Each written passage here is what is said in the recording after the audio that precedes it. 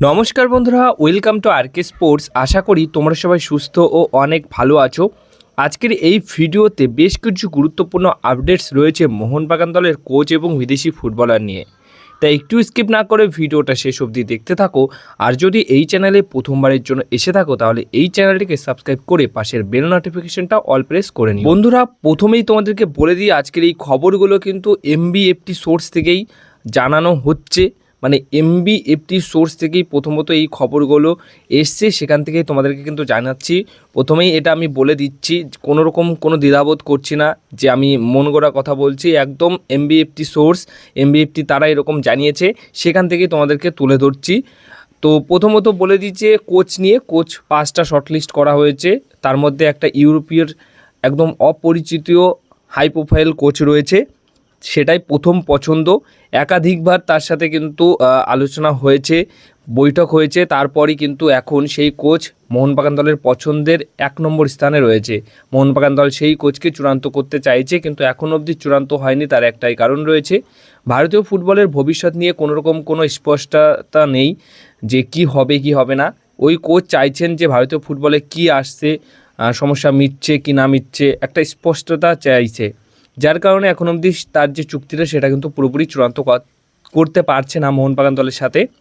আর মোহনবাগান দলও চাইলেও তার সাথে চুক্তিটা পুরোপুরি চূড়ান্ত করতে পারছে না, এই একটা কারণের জন্য। কিন্তু তাকে সই করানোর জন্য মোহনবাগান দল একদম রেডি, 1 নম্বর স্থানে তিনি রয়েছেন। এরপর তাকে যদি কোনোরকমভাবে কোনো দিক দিয়ে সই করাতে না পারে, তাহলে কিন্তু বিকল্প অপশানও রয়েছে। ব্যাকআপ অপশানে কিন্তু একই সঙ্গে আইএসএল একজন অভিজ্ঞ কোচের সাথেও আলোচনা করেছে মোহনবাগান দল। ভারতীয় ফুটবলে একদম যথেষ্ট সুনামধন্য একজন কোচ। হ্যাঁ, ম্যানেজমেন্ট তার কাজ, তার কোচিং দেখে বেশ খুশি, অনেক দিন ধরেই নজরে ছিল। তাকে কিন্তু 2 নম্বর চয়েস হিসেবে রাখা হয়েছে। এবার যদি প্রথম কোচ মানে ইউরোপীয় ওই সেরা কোচটাকে সই করাতে না পারে, তাহলে 2 নম্বর অপশন হিসেবে তাকে সই করানোর জন্য এগিয়ে আছে।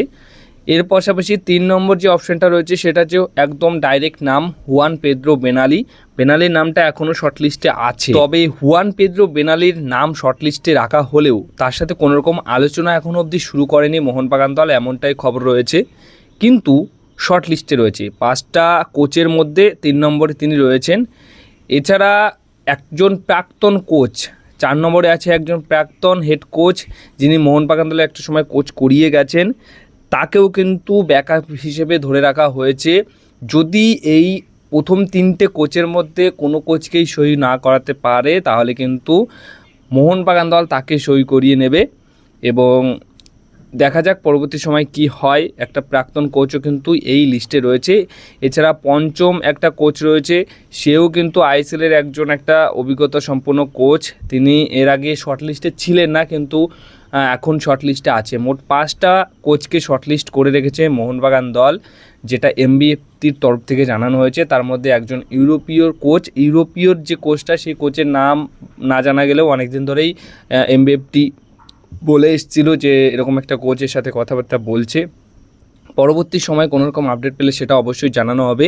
তো বেশ কিছু তথ্য তারা শেয়ার করেছে গতকালের একটি লাইভ ভিডিওতে, সেখানে আরও অন্যান্য যে তথ্য শেয়ার করেছে সেটা এবার তোমাদেরকে জানাবো। এই ছিল কোচ নিয়ে আপডেট। অন্যান্য যে আপডেট তারা জানিয়েছে তার মধ্যে প্লেয়ার নিয়ে আপডেট জানানো হয়েছে। প্লেয়ার নিয়ে আপডেট জানানোর পর গিয়ে মোটামুটি আজকের একটি জনপ্রিয় একটা সংবাদ মাধ্যমের যে পেপার হয়ে থাকে সেই পেপারে কিন্তু সেটা দিয়েছে। এখনকার একটা জনপ্রিয় সংবাদ মাধ্যম এই সময় যে খবরের পেপার হয়ে থাকে, তারা আজকে কিন্তু খবর করেছে 2টো বিদেশি ফুটবলার নিয়ে মোহনবাগান দল রিলেটেড, আর 2টো বিদেশি প্লেয়ার নিয়ে মোহনবাগান দল রিলেটেড যে খবর করেছে, এই খবরটাও মোটামুটি এমবিএফটি তারাই কিন্তু প্রথমত গতকালের ভিডিওতে কিছু হিন্ট দিয়ে বলেছিল। কোচের সম্বন্ধেও বলেছিল, প্লেয়ারদের সম্বন্ধেও বলেছিল। তো সেটা নিয়েই কিন্তু পরবর্তী সময়ে আজকে সকালেই দেখা যাচ্ছে যে এই সময় যে পত্রিকা রয়েছে তারা কিন্তু খবর করেছে যে মোহনবাগান দল কিন্তু কম বয়সী ফুটবলারদের দিকে নজর রেখেছে। 2টো কম বয়সী ফুটবলার সই করাতে চলেছে, যাদের বয়স 26 থেকে 28 বছর রয়েছে। 2 থেকে 3 বছর চুক্তিতে সই করলে মানে 26 থেকে 28 বছরের প্লেয়ারে আসলে কী হবে, তাদের 3 বছর অন্তত খুব ভালো সেরাটা পারফরমেন্স দিতে পারবে। ছেড়ে দেওয়া হচ্ছে কামিংস, দিমিত্রি পেট্রাটাস এবং টম এলডেড, যাদের বয়স 30 পেরিয়ে গেছে। তো তাদের বদলে সই করাতে পারে মোহনবাগান দল, এমনটাই খবর আর কি পাওয়া যাচ্ছে বা জানা যাচ্ছে যে একজন সার্বিয়ান মিডফিল্ডার রয়েছে, অন্য একজন রয়েছে স্প্যানিশ স্ট্রাইকার, দুজনেই এখন ফ্রি এজেন্ট। সার্বিয়ার যে মিডফিল্ডারটির নাম জানা যাচ্ছে তার বয়স কিন্তু এখন 26 বছর, লেফট উইঙ্গার পজিশনেও খেলতে পারেন এবং খেলেছেন উয়েফা কনফারেন্স লিগেও একটা সময়। তার এখন মার্কেট ভ্যালু 2 কোটি 40 লক্ষ টাকা মতো রয়েছে, আর স্প্যানিশ স্ট্রাইকারের বয়সটাও কম।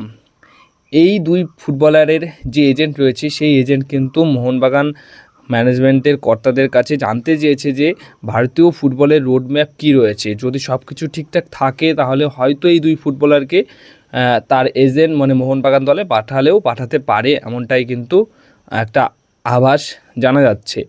সব মিলিয়ে এই যে কোচ থেকে শুরু করে প্লেয়ার সই করানোর ব্যাপারটাই সবটাই কিন্তু আটকে রয়েছে আগামী দিনের ইন্ডিয়ান ফুটবলের রোডম্যাপের অবস্থা কী, সেটার সমাধান কবে আসছে। যেরকম পুরনো ফরম্যাটে আইএসএল হতো সেটা হচ্ছে কি হচ্ছে না, এই সমস্ত বিষয়টা যতক্ষণ না পরিষ্কার হচ্ছে ততক্ষণ কিন্তু কোচ থেকে শুরু করে বিদেশি ফুটবলারদের সই করাতে একটু সমস্যায় পড়ছে বাগান ম্যানেজমেন্ট। তাছাড়া অন্যান্য যারা কি নতুন আসবে তাদের এজেন্টরাও কিন্তু এই বিষয়টা খতিয়ে দেখছে, জানতে চাইছে। তো সব মিলিয়ে কিন্তু এই সমস্যার সমাধান যতক্ষণ না হচ্ছে ততক্ষণ মোহনবাগান দল এবং অন্যান্য দলও সম্ভবত প্লেয়ার সই করাতে অনেকটা সমস্যায় পড়ছে। তো সব মিলিয়ে দেখা যাক শেষ অবধি কী আপডেট আসে। এই কিছু আপডেট ছিল মোহনবাগান দলকে নিয়ে, প্লেয়ার এবং কোচকে নিয়ে, যেটা গতকালের একটি লাইভ ভিডিওতে এমবিএফটি সরাসরি কিছু হিন্ট দিয়ে জানিয়েছেন। অনেকেই দেখেছেন, অনেকে দেখেননি। তো সেই অনুযায়ী এই ভিডিওতে নতুন করে আবার জানিয়ে দিলাম যে কী কী আপডেট এসছে তাদের তরফ থেকে। আজকের এই ভিডিওটা এই পর্যন্তই। যদি ভিডিওটা ভালো লেগে থাকে অবশ্যই ভিডিওতে লাইক, শেয়ার, কমেন্ট করে দিও এবং চ্যানেলটিকে সাবস্ক্রাইব করে দিও।